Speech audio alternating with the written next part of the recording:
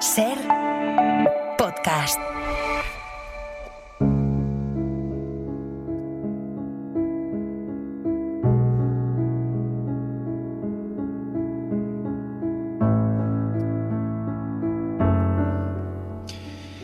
Dicen que los objetivos de la música se reducen a uno, atraer al otro.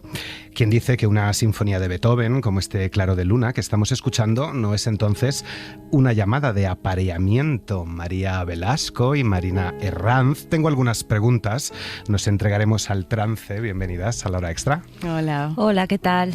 María ha escrito y dirige Ese ruido era un animal, estreno absoluto en Sala Cuarta Pared el próximo 7 de mayo. Marina es una de las protagonistas, una rabera de rave o de rave. Ese ruido es un animal, explora el vínculo entre música, identidad y comunidad, desde la peste de la danza en el siglo XVI, pasando por el cabaret en tiempos inciertos, en el siglo XX o a las raves actuales. La obra, Leo, se define como una historia de la música anacrónica y subjetiva atravesada por la imaginación política. ¿Qué fue primero en este proceso creativo, María? ¿La política, la música, la dramaturgia? ¿De dónde nace esta idea? Bueno, la idea nace del director de Cuarta Pared, de Javier Yagüe, que tiene un gran afán experimentador, ¿no? Y que siempre quiere estar en laboratorio teatral. Entonces me propone hacer una obra con la música como motor social, la música también como catalizador social. Ahí ya los dos imaginarios, el suyo y el mío, entran en fricción y nace Ese ruido es un animal que de hecho tiene mucho de cómo la música nos construye también como seres sociales y seres políticos. De hecho, salir de fiesta es también un acto político, música, baile y goce en medio de tanta muerte, nos decía Mónica Ojeda cuando nos presentaba Chamanes Eléctricos en la Fiesta del Sol. ¿Cómo dialoga esta pieza con Sirat de Oliver Lache y con este libro de Mónica Ojeda que recoges en los agradecimientos?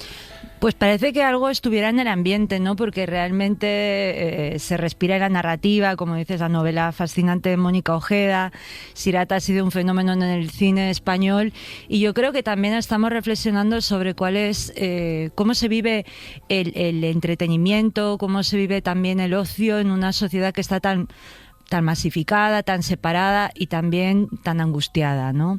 Si hacemos del ocio algo que tiene que ver más con la resistencia, si hacemos del ocio algo que tiene más que ver con el escapismo, con el entretenimiento, y yo creo que por ahí merodea también la obra, ¿no? Que hay bueno, muchas diferencias con la novela maravillosa de Chamanes Eléctricos, con Sirat, pero que hay una corriente interna, ¿no? Hay un cierto paralelismo que sí que lo asemeja con estas ficciones. La rave se inventó antes que el fuego y que la agricultura, Leo. La música es el original, las palabras son la copia, se insiste en esta obra. ¿Es la música un lenguaje, esta es una pregunta para las dos, más universal que el de la literatura, que el de la palabra? ¿La palabra es algo que nos divide, un regalo de Lucifer? Bueno, yo creo que la música es más directa, ¿no? Hay algo como sensorial en el proceso de experimentación, en el que cada una la consume de una forma u otra, y creo que es como que dan la diana mucho más rápidamente, me parece, y que se hace desde un lugar pues íntimo y social, ambos. Mira, una de las cosas más interesantes también al hacer la indagación teatral en la obra ha sido indagar, ¿no? Como en la antropología del sonido y descubrir cómo realmente lo musical está mucho antes que el lenguaje, o sea, preexiste al lenguaje, están los propios ritmos casi biológicos del cuerpo humano, ¿no? Como sorpresa que debían tener como esos primeros individuos que se escuchaban y que escuchaban el universo y que confundían a veces los truenos o el crujido de la tierra, ¿no? El propio latido de la tierra con las voces de los dioses, ¿no? O el propio latido del corazón en el útero de la madre. ¿Cómo se escribe teatro? Desde la desconfianza hacia el lenguaje, y en el caso de Marina, no sé si has ensayado más desde el ritmo o desde la palabra. Bueno, yo siempre, la verdad que sin haber escrito sobre esta temática nunca antes, para mí la música viene siendo muy importante en los montajes, siempre defiendo que hay un gemelamiento del teatro con la música y la danza, ¿no? En origen, y también me molesta mucho como una visión de la palabra que se queda en el logocéntrico, en la significación. Siempre he pensado que el sonido también y las formas muy portadores, ¿no? Que aportan también significado. Sí, de hecho en esta función hay como lenguajes que se interponen unos con otros y tienen igual de importancia que la palabra, ¿no? Y se le da un espacio, así como el ritmo y la danza generan espacios que comunican igual. Entonces no sabría decirte en qué me he movido más, si bien es cierto que hemos atravesado muchos. Elige una banda sonora y elegirás una familia sin parentesco, dice R2, R de Ravero. Aquí hay un abanico musical inmenso de múltiples artistas y estilos, al menos los que se recogen en el texto, porque no hemos visto todavía la pieza. ¿Habéis encontrado vosotras un cuarto propio en la música? ¿Cuál es la banda sonora de vuestra vida? Yo, curiosamente, en general en las obras, como que me gusta encontrar una banda sonora que escenifique las emociones del personaje, como algo así bastante fetiche, que me da mucha información como para generar como una melodía interna. Y aquí es cierto que la melodía externa atraviesa la interna, entonces viaja con diferentes ritmos, sí. Yo pensaba que, mira, la banda sonora de la pieza es tan ecléctica como mis propios gustos musicales, porque para mí era una batalla perdida emular la rave como tal, quedarnos como en la cultura club, que aparte de que está siendo muy, muy exprimida, ¿no? De alguna manera dices, bueno, para happening una rave, para suceso real. Entonces creo que desde la teatralidad teníamos que buscar otra cosa, y aquí la escucha o la emoción, digamos que apelamos a ella desde una variedad de géneros inmensa, ¿no? O sea, desde la balada, la música clásica, acabamos de escuchar a Beethoven, a también música electrónica. ¿La identidad musical sustituye hoy a otras formas de comunidad? Qué complicado. Es una pregunta profunda, pero a veces sí es curioso cómo podríamos decirlo también desde la juventud, no desde la vinculación que hay especialmente con la imagen, porque yo creo que hoy hay un imperialismo de la imagen brutal, ¿no? A partir de las redes sociales, y que la escucha cada vez es un poquito más difícil. Pero a veces llegamos más a filias y a comunidades a través de la música que a través al principio de una voluntad más consciente, o sí. O de afinidades que se puedan intelectualizar. La música es un lugar de encuentro, ¿no? Los gustos musicales son un lugar de encuentro. Y de pertenencia, ¿no? Como que generan también una capacidad de vincularse con la otra desde un sonido común. Ahora que mencionabas las redes sociales, hablábamos estos días con un escritor, Sandro Veronesi, que ha escrito una novela muy, muy musical, muy recorrida por la música, ambientada en el verano del 72 en Italia. Decía que la música de los años 70, no solo la italiana, sino la internacional, que era extraordinaria, y decía una diferencia que noto entre los de mi generación. Hace 50 años los chavales escuchábamos nuestra música, nuestros padres escuchaban su música, la música de nuestros padres nos resultaba vieja, aburrida y casposa. La música que nosotros escuchábamos a nuestros padres les resultaba ruido. Sin embargo, hoy, gracias a TikTok, las redes sociales y el algoritmo, los jóvenes de hoy, a diferencia de hace 50 años, escuchan la música de sus padres porque se la descubre las redes sociales. No sé si hay un diálogo más intergeneracional en la música de hoy que hace 50 años. Si hoy los jóvenes, por lo menos, sí escuchan música de sus padres, aunque quizá los padres no quieran escuchar trap, música urbana o reggaetón. Sí, como a lo mejor como movimiento incluso moderno, ¿no? Como escuchar música de nuestros padres. Puede ser. Decíamos, se dice en la obra, no con estas palabras, no estoy citando de memoria, pero que de alguna manera la música del presente modifica la música del pasado.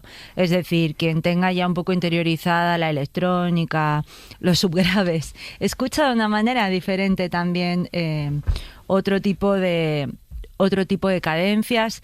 Y es un poquito también a lo que jugamos, ¿no? A cómo sería hoy en día perrear o un twerk con Chabela, cómo sería interpretar desde algo que tenga mucho más que ver con lo Animal, con lo Atavi, con Silvio Rodríguez.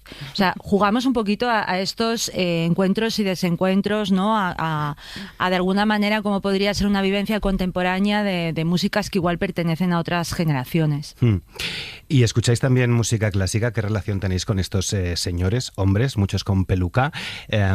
¿Es música culta? Que es uno de los debates que también se mencionan en la obra, ¿no? Si hay una música más elevada, una cultura de alta calidad frente al hard rock, al punk o al grunge, que a lo mejor son más, pues no sé si de entretenimiento, ruido o música de otra calidad.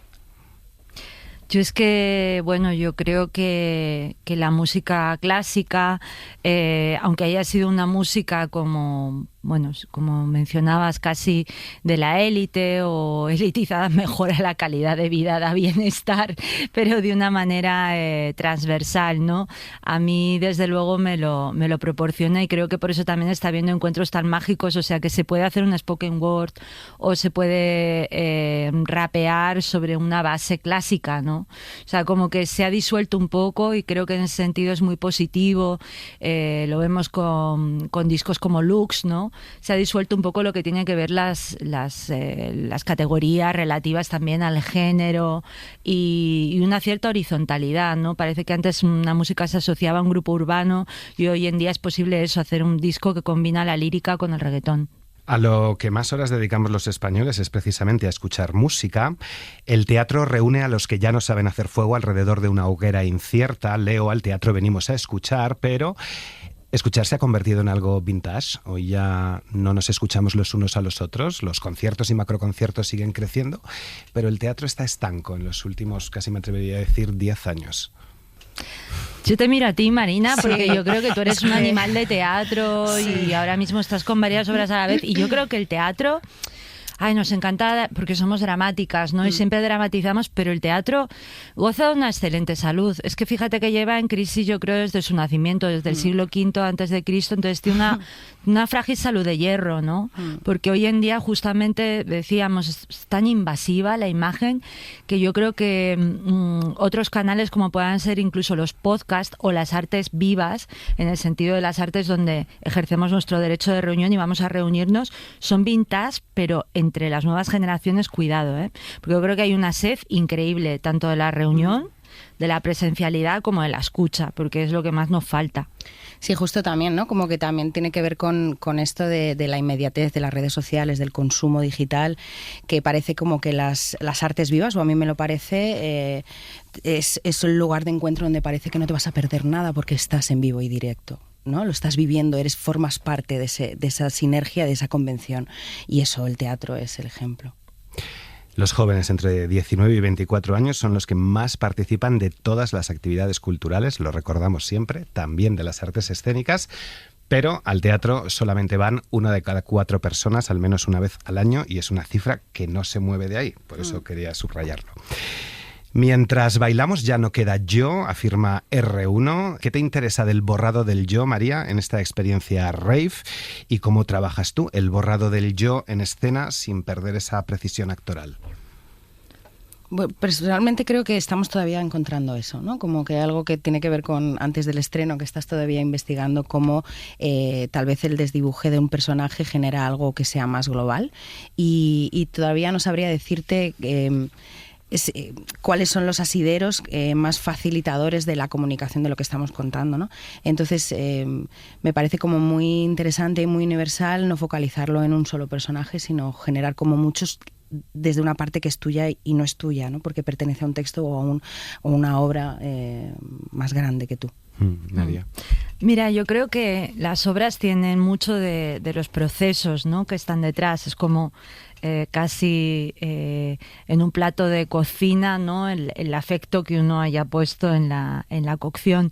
Y hay algo del teatro, ¿no?, de esta escucha compartida, de esta comunidad, pero que es una comunidad muy efímera, la que se forma tanto en las compañías o en los grupos teatrales que están defendiendo una pieza, como también la del público, ¿no? Es una compañía muy efímera. Y también esto habla de la dificultad de los vínculos, de la liquidez de los vínculos hoy y de la dificultad de crear grupo y de crear comunidad, ¿no? Como de estas comunidades muy frágiles, ¿no? Y de estos vínculos que son prácticamente de cristal, que estarían como en la rave, pero que estarían también en quienes tenemos como una voluntad en las artes que son artes de colectivo, ¿no? Porque el teatro siempre es una autoría al final muy colectiva. Yo puedo poner lo que quiera sobre el papel, pero al final eso va a pasar por los egos y las individualidades que están en ese espacio, ¿no? Y en ese tiempo compartidos. Entonces, algo muy bonito de la obra que está también, digamos que en la propia, en el propio proceso, diría, o en las entretelas, en los entresijos de la obra. A propósito de egos y de individualidades, estos personajes son descritos como alegres y desorientados. No sé qué te interesaba a ti explorar en esa mezcla de euforia y desconcierto, personajes que son casi impersonajes, y cómo construye una, en este caso, la identidad de un personaje entre la alegría y el desconcierto. No sé si has pensado para construir tu personaje todo lo que arrastraba, o lo has construido desde ese momento inmediato de la rave, sin dar igual lo que sepamos o no sepamos de él. Creo que en mi caso viene como de un contexto de dónde viene esta persona, que le interesa, que desconoce de la rave, qué le interesa, qué ama de la rave, qué es lo que le va a aportar. Entonces sí que hay un contexto previo. Y sobre esto, qué le aporta la propia experiencia de vivir y convivir con eso, con la música y con estas personas que no conoce y que genera un vínculo para con ella y para con la otra.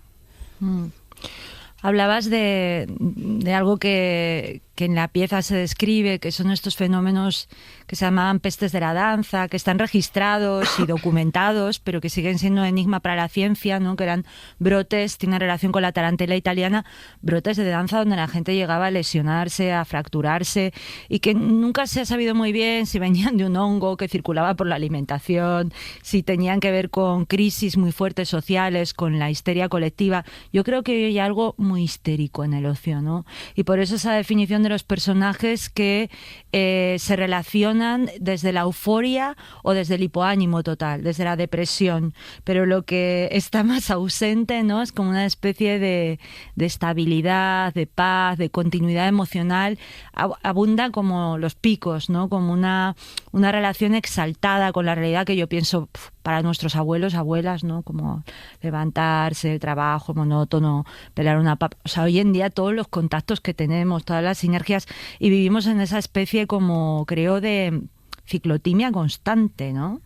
El que más y el que menos, pero creo que un poco los tiempos, la vida urbanita nos llevan a esa bipolaridad, ciclotimia constante. ¿Y cómo te ha modificado tu mirada sobre esta peste o epidemia de la danza del siglo XVI después de haber vivido la COVID? ¿Qué paralelismo has hecho ahí con el confinamiento, una rave confinada con el ángel exterminador? Pues justamente ahí está un poco la trenza, ¿no? En este espejismo, en este paralelismo, ¿no?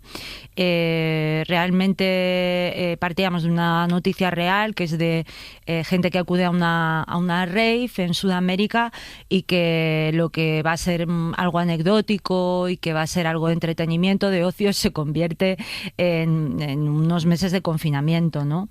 Entonces, justamente esta danza medio compulsiva, que también me parece que a veces es un paliativo que trata de ser un huir de uno mismo, y que en ese confinamiento y en ese nos obligó mucho a enfrentarnos a nosotras mismas. Fue al revés, ¿no? Fue una especie de recaída en el yo. Lo que pretendía ser una evasión, pues al final nos vimos obligados a esa recaída. Y creo que hay algo parecido en esos fenómenos que eran muy estáticos, muy inexplicables, de una búsqueda, pues, de salir de uno mismo a través del cuerpo, a través de una corporalidad exacerbada, ¿no? Y hoy lo hay en muchos comportamientos autolesivos. Es que sea la forma de consumo, no solo de sustancias, de consumo en general, sea la forma de relacionarnos con los otros, con las otras, el amor de usar y tirar, o sea, esta compulsividad creo que es un signo muy contemporáneo. Has hablado varias veces de ocio. consumo. Tú también has hablado antes de consumo musical, así que voy ahora por ti para desarrollar un poquito esto más, que me ha interesado también, porque en la sección Orgullo hay todo un homenaje al voguing, por cierto, y R3 pregunta: ¿quién nos convenció de que solo queremos show? ¿Qué lugar ocupa la reivindicación política a través de la música, que es algo también político y de fiesta en estos tiempos de hiperconsumo cultural, de capitalismo que todo lo fagocita, que todo lo monetiza, que toda reivindicación política se ha convertido en consumo, ocio, fiesta? Y que todo lo traga, ¿no? Como que hay algo que también hay una apropiación de esos recursos que tienen que ver con algo histórico, con una comunidad, con un movimiento, y que se ha, no sé, no diría democratizado, pero sí nos ha llegado y nos hemos apropiado de eso y lo consumimos como si fuera nuestro. Lo bueno de esto, ¿no? Que nos identificamos con movimientos, con sistemas políticos que están lejanos a nosotros, pero que también hablan de nosotras, y al mismo tiempo nos apropiamos, y desde el privilegio blanco, que es el nuestro, nos apropiamos del habla, de los gestos y de la música. Ahora voy por esa segunda parte que comentas, pero antes algo a propósito de esto del orgullo y de la fiesta que me ha llamado también la atención. No sé cuál es la gama cromática de la indumentaria que llevan los personajes, porque si uno sale a pasear por cualquier calle comercial de cualquier ciudad y uno mira los escaparates en las tiendas de ropa, todo lo que ve es beige, blanco, gris o negro. Nos han arrebatado el color. ¿Dónde están los colores? No solo en los coches, también en la ropa. No, aquí hay una variedad cromática, mira, solo comparable a la variedad musical de la obra, pero también hemos liberado mucho eso, ¿no? Hay una suerte de, yo creo que un poco intentando a veces captar como la esencia también de cada persona. Yo intento favorecer un poco la comodidad, pero hay una variedad, hay una diversidad. Y incluso esto diría que es la estética un pelín de los nuevos barrocos, ¿no? Del horror vacui. También, ahora que hablabais un poco de cómo la música conquista a nivel social, hace pequeñas conquistas que son muy difíciles de otra manera. Ha pasado, ¿no?, la imitación, el mimetismo. Hablamos de la música blanca hacia la música negra en la obra, pero hoy en día, cuidado, la música latina, ¿no? ¿A qué cotas está alcanzando la música latina? Y qué emocionante con todas sus contradicciones, ¿no? Dramaturga se supone que es seria, pero llorando prácticamente con Bad Bunny, reivindicando en la Super Bowl todos los países de Centroamérica y de Sudamérica, ¿no? Y convirtiéndose en un enemigo del trampismo. Es que esto se puede desde la música. El día que el dominador se dé cuenta que tener de más es muerte, tratará de encontrar su ritmo. Southern trees,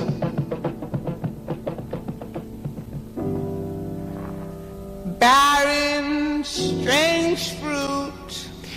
De este Strange Fruit, la primera canción protesta al I Can Breathe del Black Lives Matter. La obra aborda también, lo adelantabais, la apropiación cultural.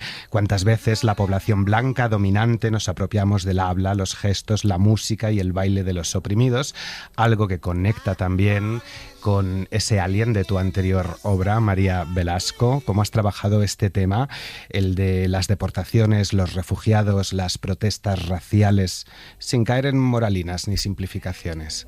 Bueno, es el monólogo de Marina, entonces le cedo como rápidamente la palabra, ¿no? Pero a mí lo que me gusta pensar es, igual que está este dicho ya de perogrullo de que el aleteo de una mariposa, ¿no?, como en la otra punta del mundo, repercute.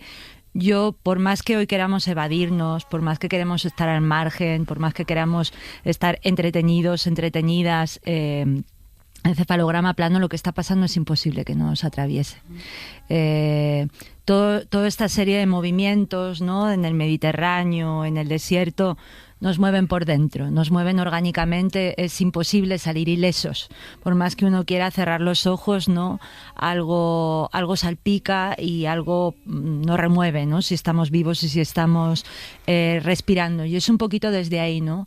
Ellas se preguntan cómo les está influyendo la afuera. En ese interior que a veces parece que fuera una casa protectora y otras veces una cárcel, ¿no? Ese lugar donde están confinados, pero al que llegaron también por un anhelo de escapismo y de placer. Entonces desde ahí se preguntan, ¿no?, qué influencia tiene el afuera en ese lugar que podría parecer una jaula de oro, pero que a la vez no puede dejar de estar conectado con lo que sucede y con todo el dolor que hoy en día nos rodea. Sí, a mí, o sea, justo ese fragmento es muy emocional para mí. Me parece que es inevitable emocionarnos, conmovernos, otra cosa es que luego actuemos, pero el mundo se está yendo a la mierda y todos somos personas que lo hemos llevado a la mierda. Y aquí estamos y lo consumimos y lo vemos y nos da pena y se nos olvida y nos anestesiamos y luego nos vuelve a afectar y otras personas pues están conviviendo más con este dolor que no es nuestro y al mismo tiempo lo es.